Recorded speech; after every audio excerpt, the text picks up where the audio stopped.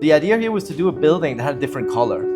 And we wanted it to be a building that was earthy in its finish. We wanted to be inspired by nature, inspired by the water, inspired by the sand of the beaches, and have that natural coarseness to it. And I think that's where the concept of sand and water, sand and sea, came into the fold and became one of the design drivers for the building. It's a very difficult place to be a building in Mumbai because the weather conditions are incredibly tough, right?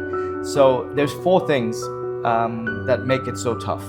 First of all, you've got the sun, so you've got the UV. Second of all, it's very close to the sea, so you get the salt water that hits the building, and that's also something that's very corrosive to the facade. Right. Third of all, you've got pollution.